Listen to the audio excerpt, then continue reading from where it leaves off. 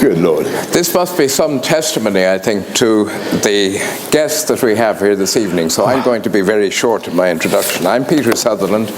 I'm chairman of LSE. And we're very pleased to have you here. And above all, we're very pleased that you're here because Boris Johnson is here. Before we start, I want to say one brief comment about Nelson Mandela. Many things have been said and written about him, and it would be odious for me to say anything more, other than to point out that he spoke here on this stage in April 2000 when he got an honorary graduate degree. And he was gracious enough to acknowledge the links between LSE and the fight against apartheid. And he said on that occasion that LSE, as part of the University of London, was in the vanguard of the great army and men and women around the world who responded to the call to isolate the apartheid regime. They insisted that human rights are the rights of all people everywhere. And the school is very proud to be associated and involved in that fight, and the continued links the school has with the great continent of Africa is an important part of the school's policy and plans, not merely for the present but for the future. And as we are doing on all such occasions, I'm not going to ask you to stand, but I am going to ask you to pause for a moment and reflect on Nelson Mandela before we proceed further.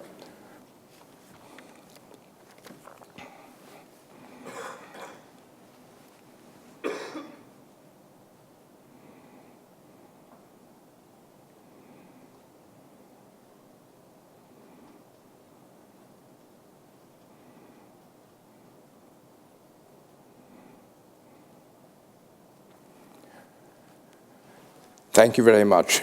It's a great pleasure, as I said earlier, to welcome the Mayor of London, Boris Johnson, to the school here this evening.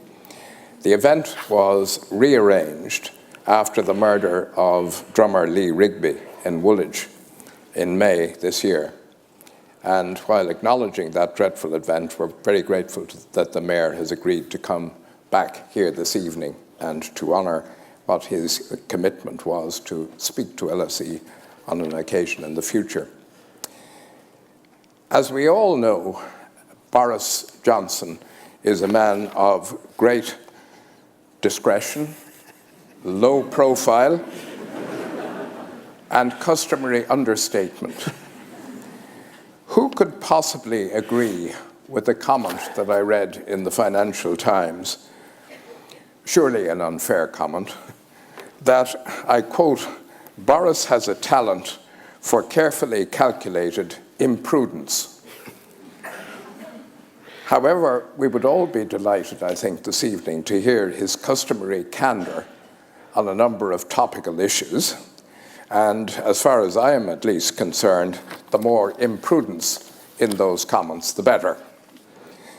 But as mayor, his role and responsibility and what he has done has been very considerable.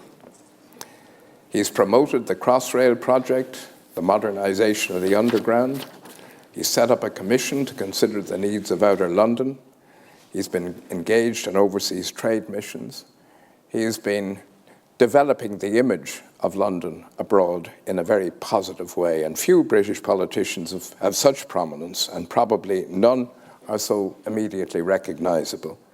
So we very much look forward to listening to him this evening.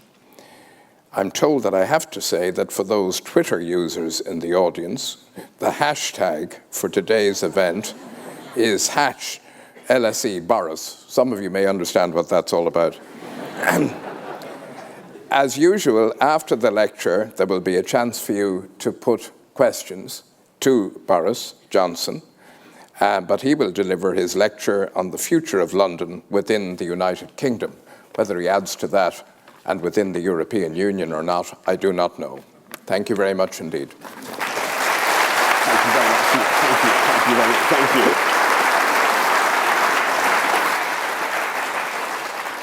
you. Well, thank you very, very much, Peter, for that very, very generous introduction. I'm going to stick absolutely ruthless, as I always do, to the rubric before me. Thank you very much, everybody, for inviting me tonight to this famous institution. where time and again throughout the history of the LSE, the academic and indeed the student body has stood up against tyranny and in favour of democracy. And you spoke movingly just now, Peter, about the relation between the LSE and the great continent of Africa. So it's grand that we can meet tonight in what I'm sure is called the Muammar al-Gaddafi Memorial Auditorium. And I congratulate you. I congratulate you on your far-seeing fundraising ventures. And I was thinking how lucky LSE students are in their leaders, Tony Travers, who's invited me, and of course in their teachers and in your location. You don't know this, folks. I'm going to tell you the most important and interesting thing about the LSE. You are blessed. We are blessed, because here at Aldwych is about to be constructed. You are about to go through the most beautiful revolution in urban realm since the 8th century, when the Saxons, as you will remember, moved the city from the Roman ruins to this area, to Aldwych. Why they called it Aldwych or Londonwyck, as it was called. And I don't know whether you've seen the news, but we have agreed just south of here to build a garden bridge. How about that? From one end of the garden bridge, from virtually from here, more or less. I mean, just a couple of hundred paces across the river, roughly speaking, to LWT on the south bank. A bridge with no purpose other than to recreate the soul, with bosky nooks and bowery corners, such as Kubla Khan might have called into being in Xanadu, where the students of LSE, where you all would be able to go off for crafty fags and romantic assignations to read. Well, absolutely, it's going to be a fantastic amenity for this university to read your Schumpeter or indeed your Marx or whatever floats your boat as the sun goes down on the Thames. And the most wonderful, amazing thing of all about this great scheme is that we have just got the Treasury to agree. And Danny Alexander, Chief Secretary to the Treasury, is going to stump up, even though he is not only a Liberal Democrat, but also the MP for Inverness. Ladies and gentlemen, he is the MP for Inverness, and he didn't hesitate to wield his gigantic chequebook in favour of the Garden Bridge, because he knows that bridge will not only be good for London, but good for Inverness. A fantastic investment for the people of Inverness, and he's right, ladies and gentlemen, because I want tonight to tackle one of the great myths and one of the most pernicious myths of our time, namely that London is somehow drifting apart from the rest of the country as if it were some lunar module about to detach itself while the booster doodahs slump back to Earth. Two reasons. A, because I simply don't think that is what is happening, and B, because I think it would be a disaster if it did. I disagree both with those kind of non-Londoners who seem to disapprove of London in some way, as though it were a modern Babylon, a louche, an alien culture. And I disagree also with those who actively, proud Londoners, who actively want to hive London off and create a new city-state, a Florence, as it were, on the Thames. And I disagree, because London is the capital, isn't it, of England, of Britain, of the United Kingdom, of Europe, as I shall go on to prove, and it is, Peter, and it is profoundly in the interests of all those political entities that it should remain so. Because the destiny of London and the destiny of Britain are woven inextricably together, and the bonds, the coils, the weave is actually getting tighter, more dense the whole time. Never in history has London contributed so much to the UK economy. Did you know this? Up now to 21.9% of GVA from London going to the rest of the UK economy, more than it was in 1911, when this was the workshop and manufacturing centre of the world. Never has London offered so much to the more than half its population who were born outside this city, many of them not just born abroad, but of course many of them from the rest of the UK. The Dick Whittingtons have come to seek their fortune Here I'm talking about 800,000 Scots, including obviously Andrew Neil and many, many others. Never has the great flywheel of the London service economy been so crucial for turning the wheels of the rest of the UK. And you may sometimes have heard me already talk about the beautiful new London bus, which I saw outside in Aldwych, looking splendid, and how it has seat fabric from Huddersfield and windows from Runcorn and destination blinds from Manchester and bodywork and chassis assembled all over the country, from Falkirk to Guildford to Scarborough to Leeds to Rotherham to Blackburn. And you may also have heard me explain how London Transport, TfL, the body I chair, pumps out billions a year to thousands of SMEs around the country, sustaining companies, very often family companies, and livelihoods by taking in to London, sucking in underground escalator chains from Dudley, jumbo lubers from Liverpool, I'll be your long-haired luber from Liverpool, as the song once went, lift cables from Chesterless Street, where they have the oldest cable manufacturer in the world, thought once to have been responsible for making Vince Cable himself. And I don't think people realise that when a new office development arrives in London, 65% of the economic benefit from construction, insurance, maintenance, or whatever, 65% of the benefit of these colossal developments that you see around our city is actually felt outside London. And I don't think people, when they make this argument about detaching London from the rest of the country, understand how London serves as a global magnet for economic activity that benefits the whole UK. There would simply be no financial services industry in Edinburgh if London did not lead the world in financial services. I hope that doesn't sound like a Lundo-chauvinistic thing to say, but it happens to be true. There would be no insurance business in Norwich. There would be, as I've said many times before, J.P. Morgan is the biggest single employer in, guess which county? In the West Country? Dorset, correct. J.P. Morgan, then there would be no J.P. Morgan bankers in Dorset if there were not colossal numbers of affluent J.P. Morgan bankers in London. London is like a gigantic undersea celenterate, I think is the word I'm looking for, that sucks in talent from around the world. We have students coming from around the world, I'm delighted to say. We have 4 of the world's top 40 universities here in London, including, of course, this one in which we now sit. Where are you in the top 4? Number 1, right? I don't think it's going to be a dissent from that proposition tonight. It's London that brings in the tourists. 63% of all visitors to the UK go first to London rather than anywhere else. And contrast other European destinations, Italy, for instance, only 13% of visitors going to Italy bother with the capital, or France, only 26% bother with going to Paris.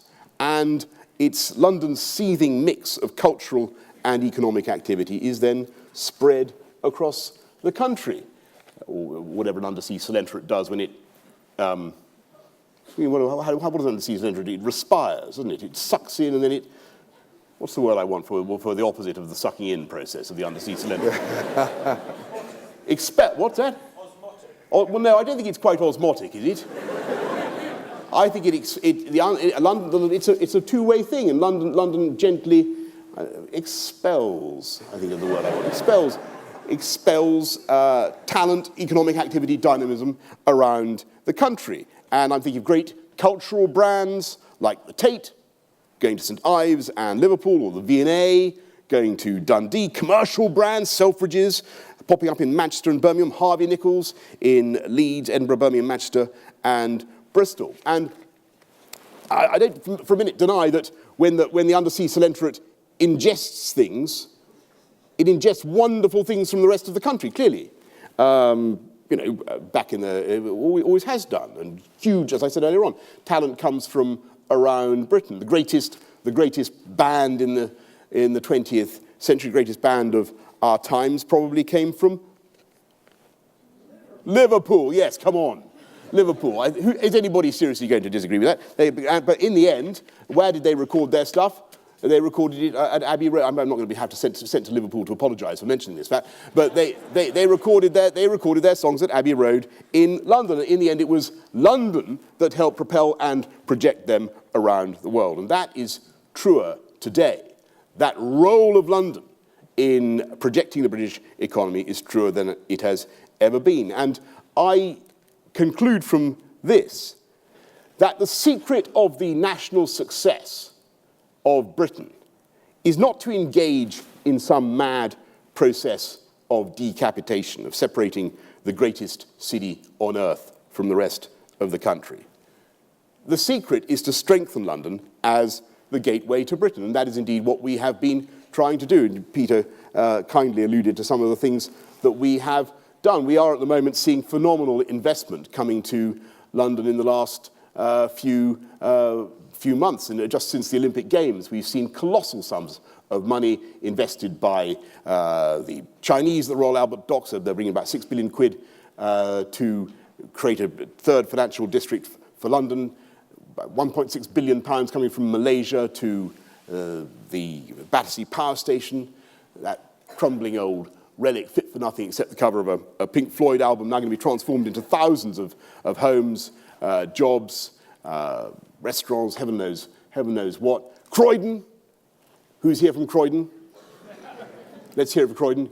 Powerhouse, wonderful place. Powerhouse of the South London economy, now at last going to be regenerated thanks to about a £1.2 billion investment coming from Westfield and Hammerson's, the two shopping giants coming together to form Westfield and Hammerson's, forming a conglomerate which they resist the name West Ham, but they are going to transform Croydon, and so we're going to rebuild the Crystal Palace. Thanks to an investment from China. Kuwait alone now has investments in this city of the order of £120 billion. And everywhere I go, I find people wanting to get involved in activity here in London.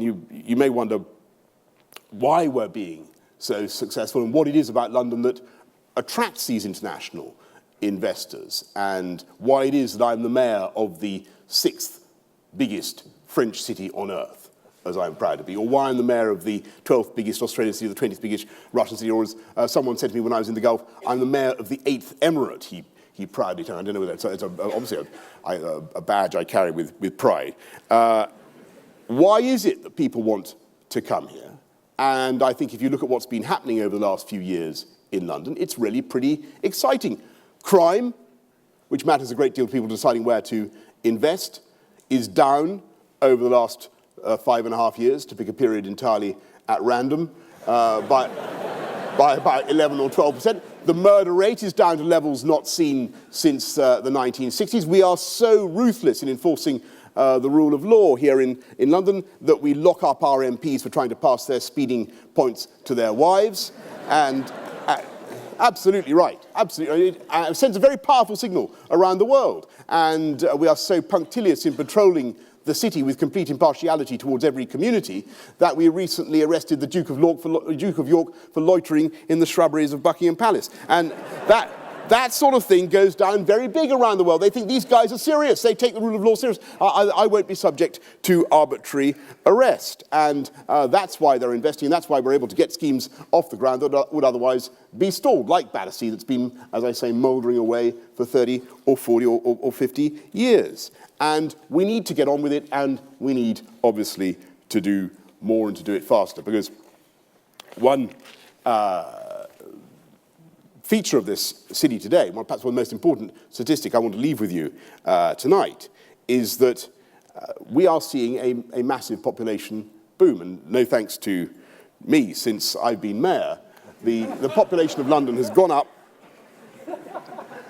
by 600,000, according to some censuses, and that puts very considerable pressure on our infrastructure, on our housing supply. Everybody knows the critical problem we now have with shortage of homes in London. We need to build 400,000 new homes over the next 10 years. We have to get young people the homes that they need. Now, we can only do this if we get investment, if we make sure that we have security of supply. And I'm delighted to say that we have so far built more than a record number of affordable homes in London over the last few years, but we've got a lot further to go.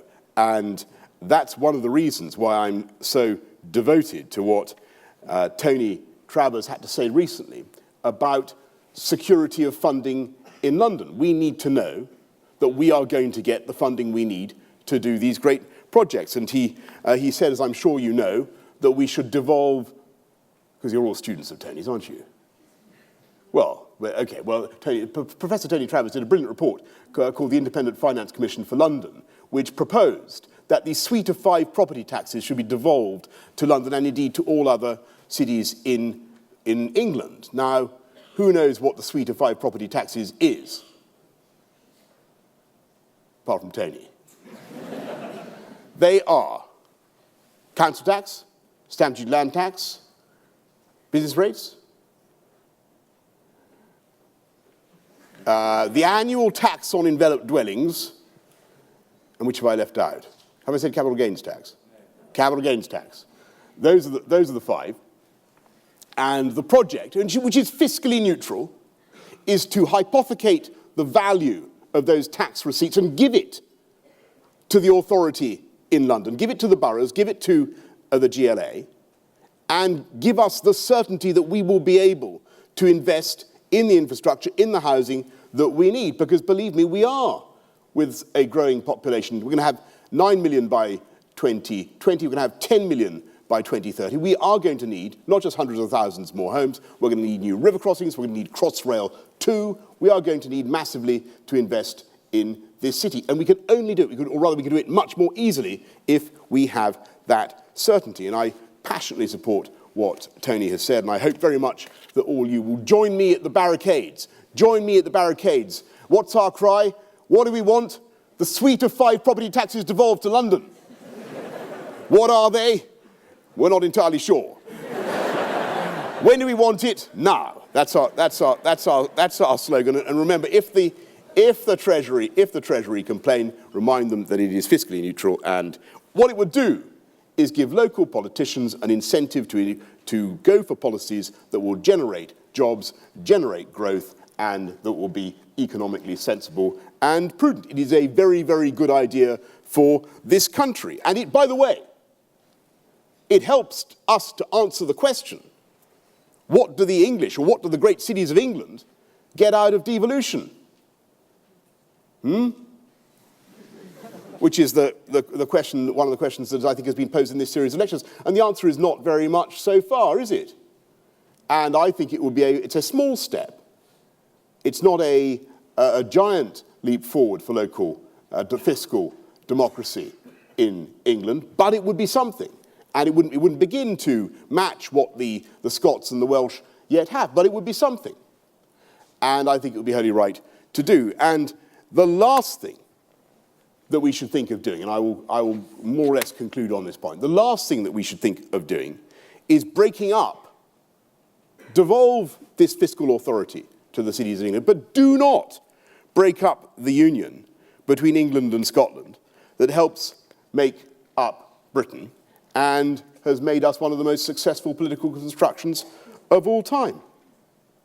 Because we would lose an identity, being British, that is of huge value to people like my immediate antecedents, for instance, who come here and who find it hard to think of themselves immediately as English, but who find Britain and British a very, very wonderful and convenient identity to adopt. We lose that, and we lose our brand as a country.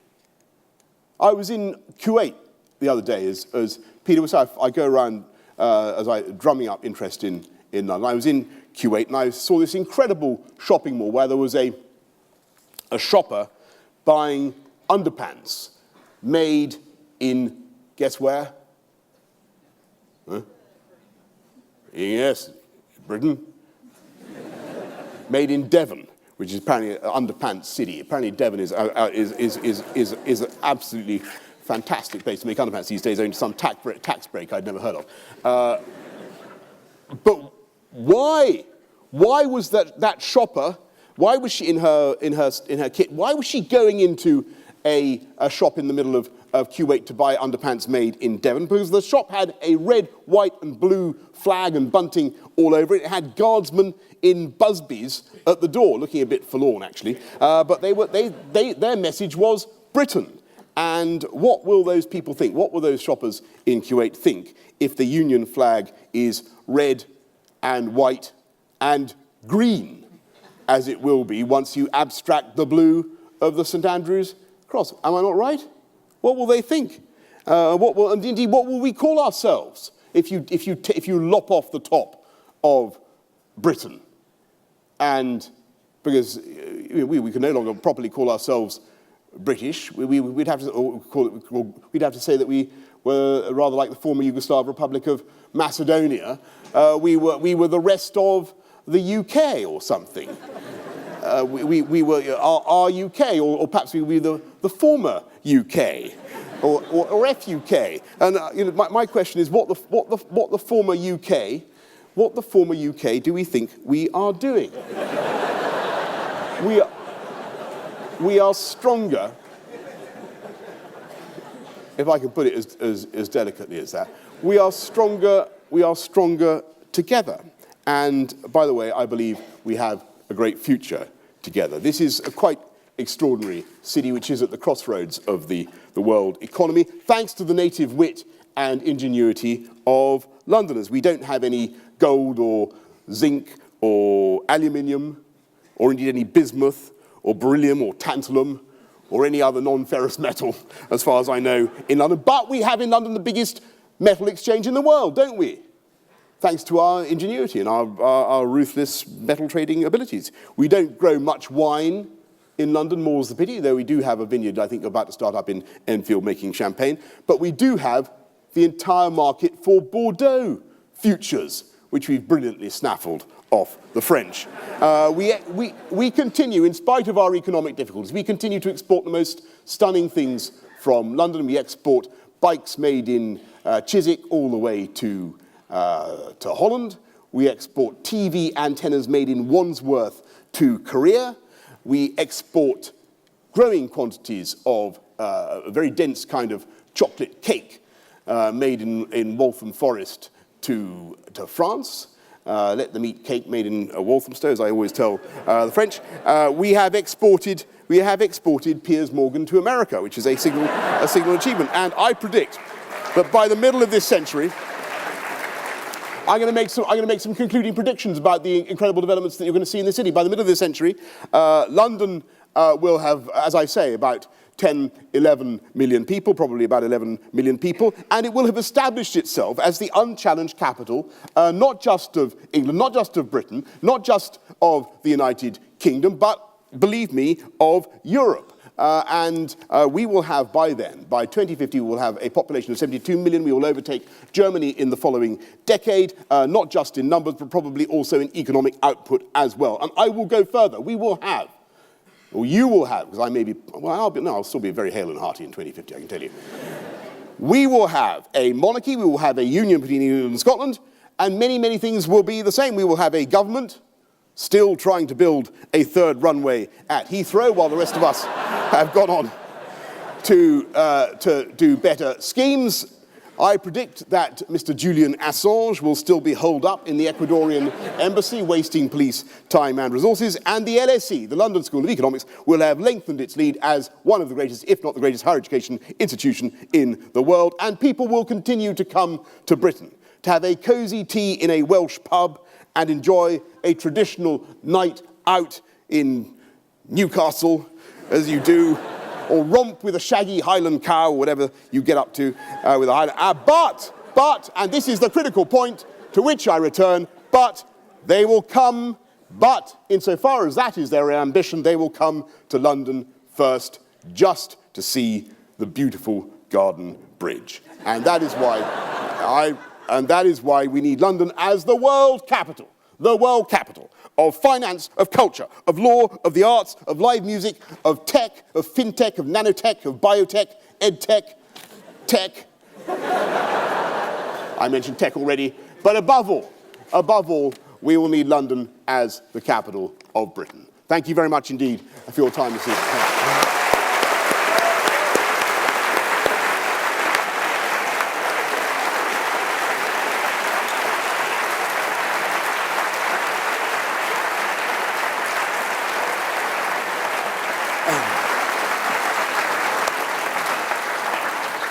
I think we more or less covered the waterfront there. But sorry, Peter. No.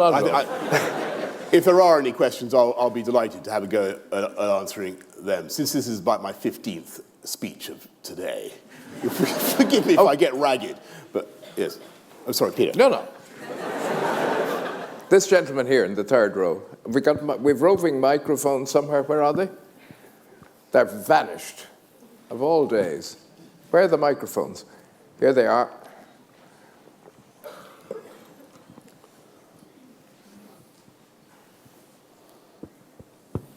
We'll take three questions, one after the other, and then Boris, we'll a fine reply. speech again. You talk about expanding London and needing to build more affordable housing, but affordable is shorthand for subsidised.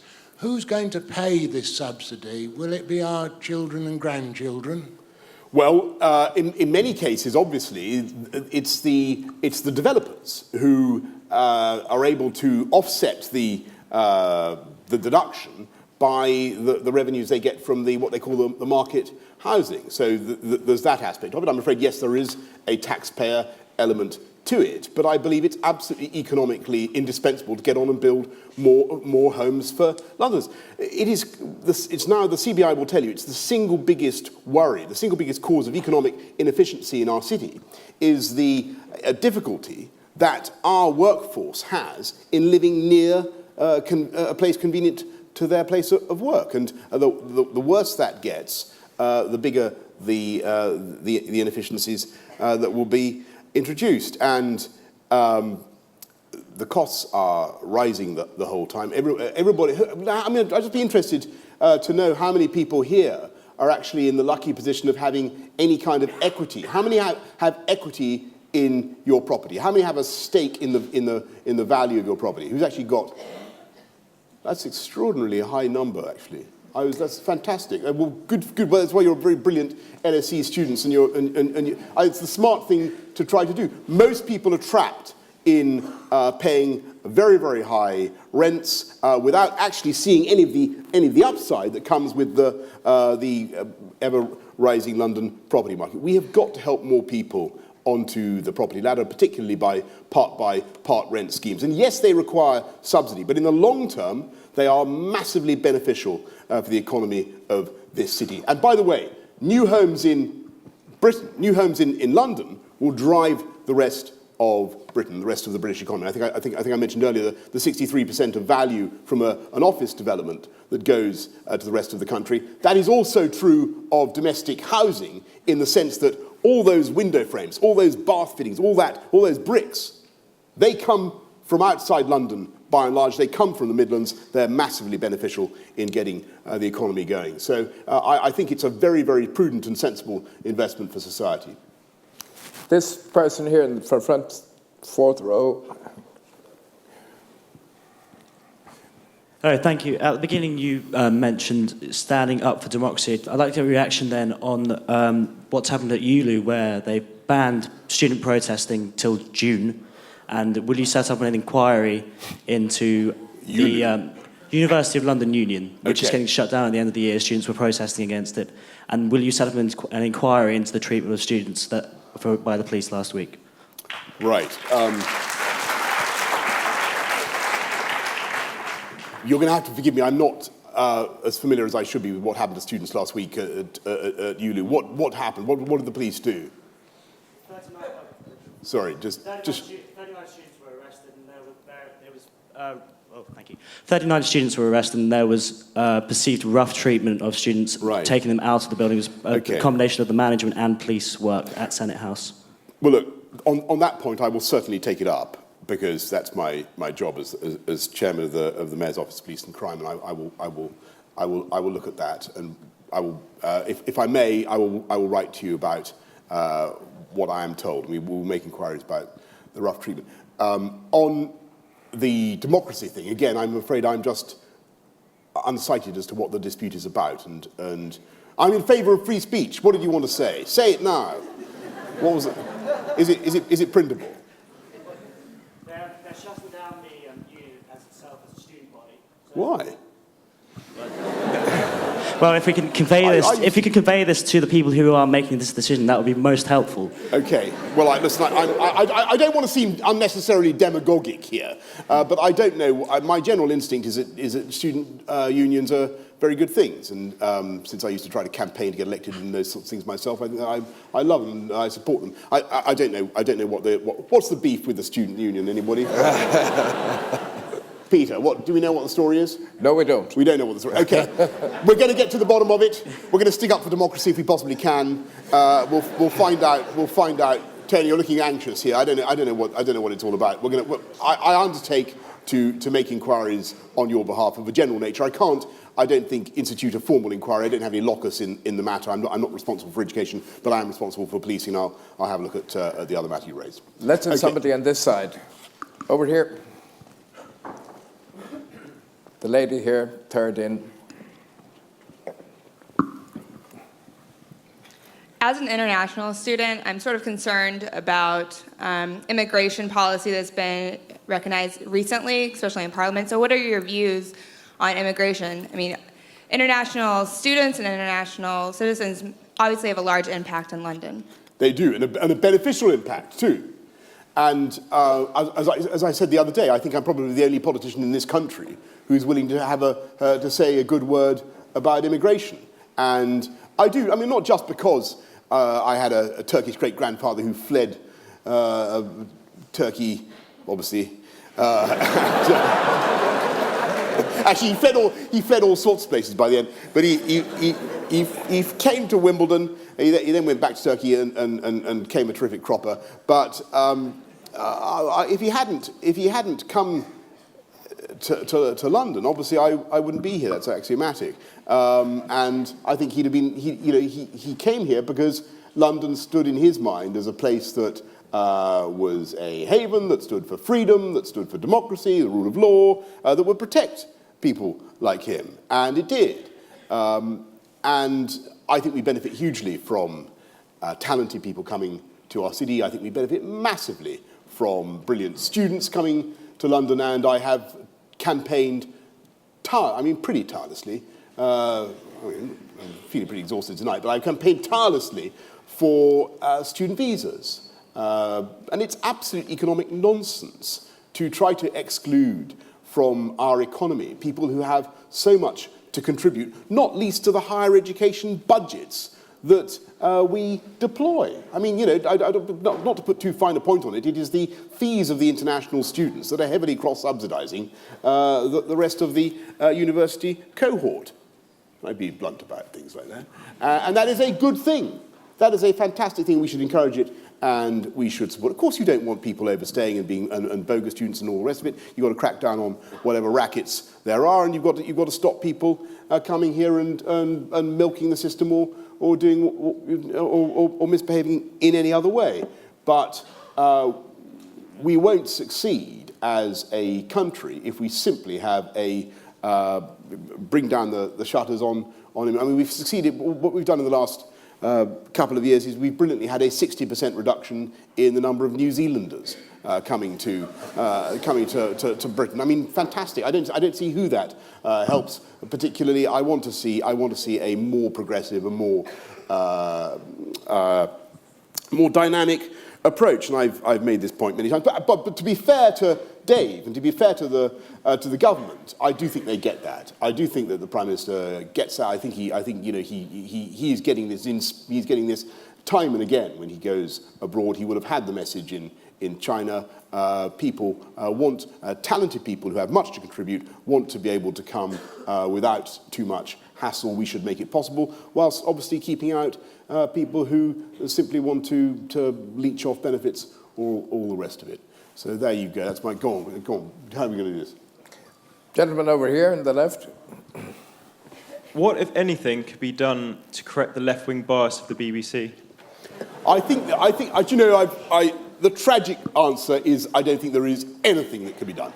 It is a gigantic, inoperable problem, and all you can do is live with it. You've just got to manage it, and sometimes I go absolutely round the bend, but there's no point complaining. What can you expect in a system, a corporation that has about 8,000 taxpayer-funded journalists? They are not going to, on the whole, they are not going to be instinctively wedded to a free enterprise, open market, low-tax kind of view of the world. When they depend, their jaws are clamped very firmly about the hind teat of the state. That is just reality. I mean, that's in no disrespect to many, many wonderful and talented people at the BBC. This is a problem that cannot be solved. Because the trouble is, every time I think we've got to my policy should be to ban the BBC, to scrap it. It's a wonderful institution. That's an awful thing. It's a wonderful institution. And it's a great British brand. One of them, of course, it is itself threatened by devolution, since it is not at all clear that it will be British anymore, or threatened by Scottish independence. So I don't know how they're going to sort that one out. It'll be the former UK broadcasting corporation is what it will have to be. Yes, this gentleman here, his hand up. Yep. So. Hi. Can London survive as a world-leading capital outside the EU? Yes is the answer to that. Yes, I think it can, absolutely. Is that the optimum scenario? Should we seek a new future? Well, I think we should go for... my policy on cake, as you know, is pro-having it and pro-eating it. I think if we can get a better deal out of Brussels, if we can get a substantial reduction in some of the non-wage costs that are imposed by the European Union, I think that would be a great thing, not just, by the way, for this country, but for the whole of Europe. I bet Peter would agree with this, because he has spent many years in Brussels and served with great distinction as Competition Commissioner and did some very hair-raising deals and decisions he took then, I seem to remember, blocking the French when they wanted to, or insisting on various takeovers going ahead, or when the French didn't want it, or vice versa. I can't remember what you wanted. But he was a great free marketeer. Peter was a great... It's absolutely true. Peter Sutherland, I'm not wrong, Peter Sutherland was a great free marketeer and still is a great free marketeer. And there is an appetite. There is an appetite in Europe for someone to step up to the plate and say that the old model that's been going on for 30 or 40 years needs reform. And you don't need so much of this stuff coming down the pipe from Brussels. You don't need to be told by the EU that you've got to set that you can't set a cap on compensation in industrial tribunals, for instance, which is one of the problems we've got in our employment law at the moment. Why does that need to be set at a European level? Why do we have a common agricultural policy still that is actually still so inimical to the interests of many in the third world? Why do we have a common fisheries policy at all?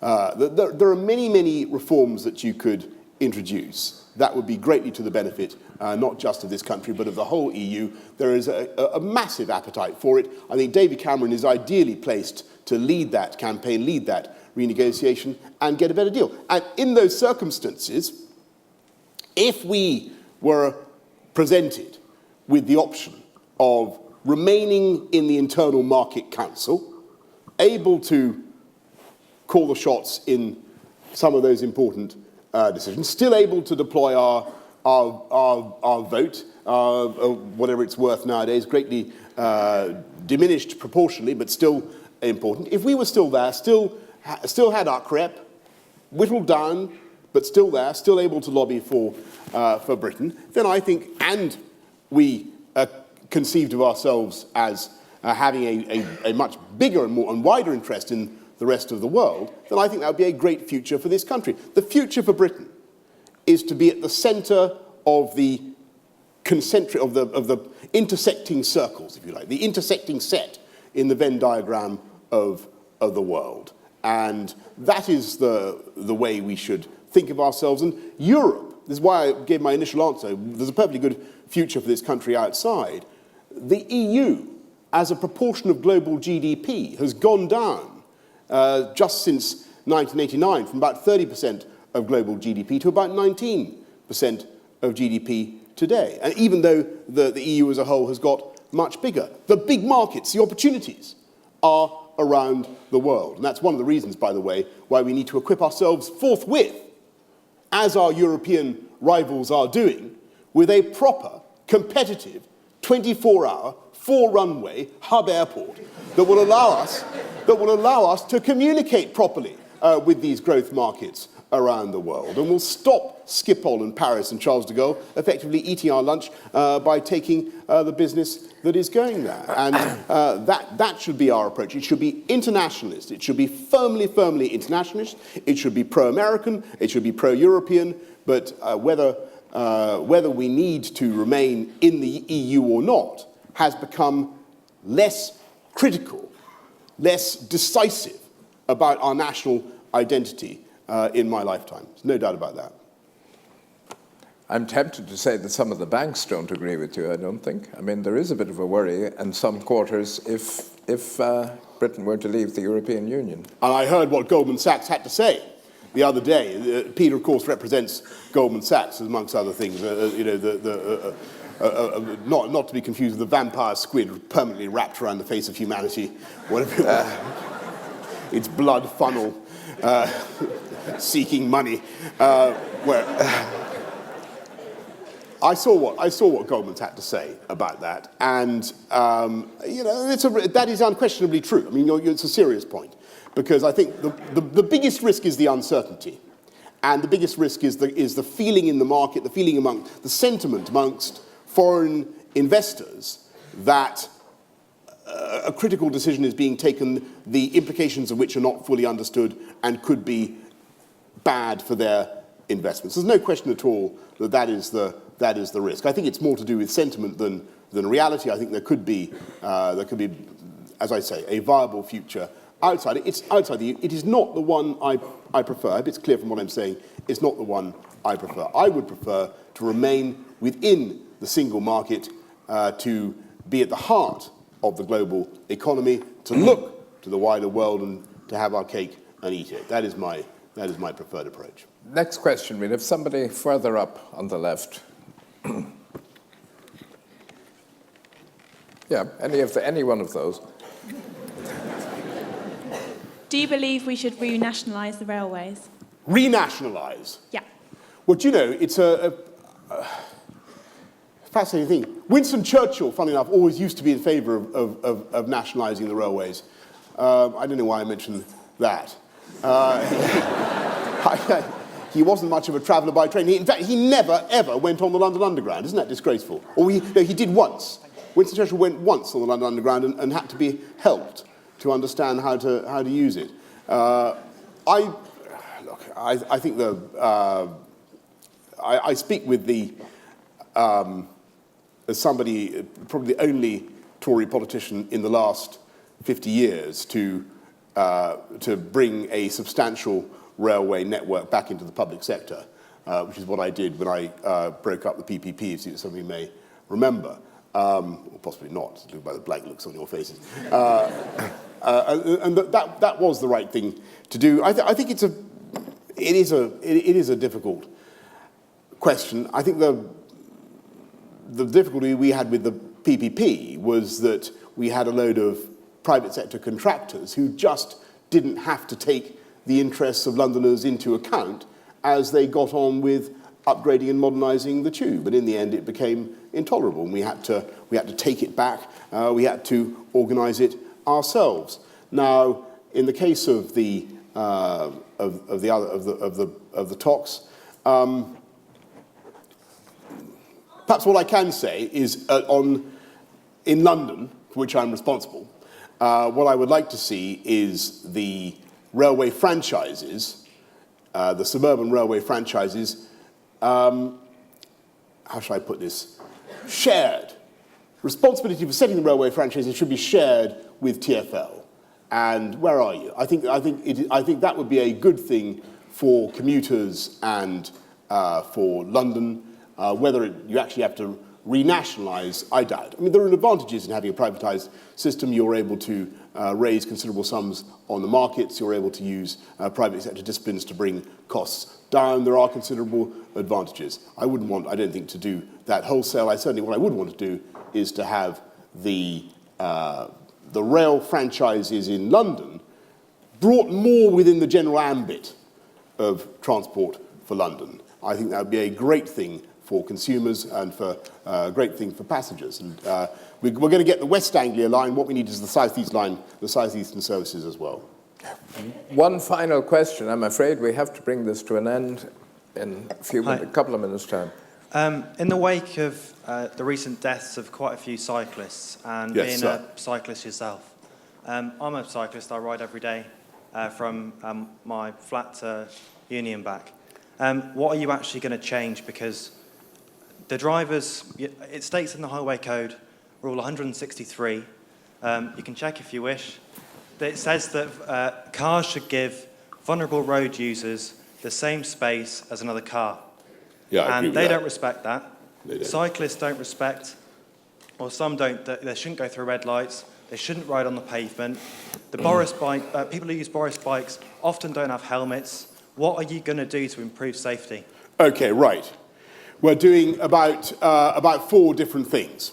And the first is education. We have because it's true, there's been a massive expansion of cycling in London, hasn't there?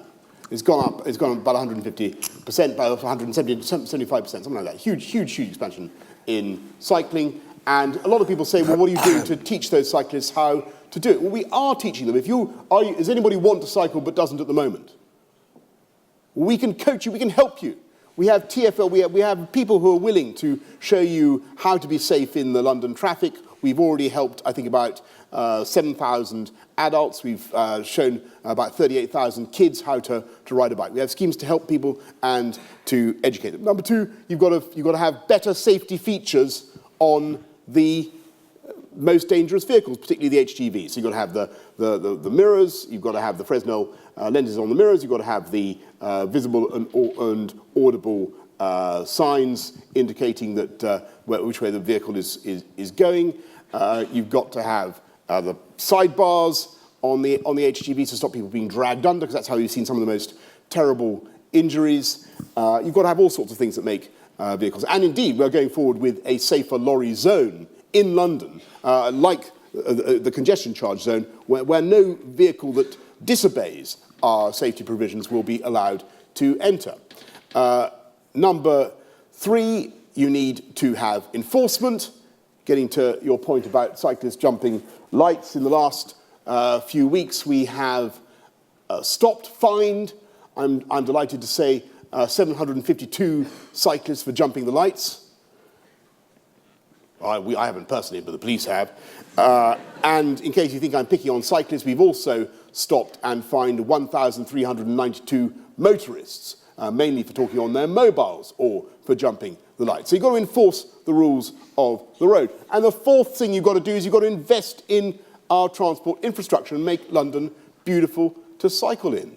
And this city should be as pleasant, as lovely to cycle in as Amsterdam or as Copenhagen, and that is the ambition. And we're putting the thick end of about £1 billion into junctions, into roundabouts, into cycle superhighways to encourage people to cycle. And I hope that they will. I hope that they will. We are not giving up. We are not turning back. We're going to continue to invest in cycling. We're going to continue to encourage the take-up of cycling.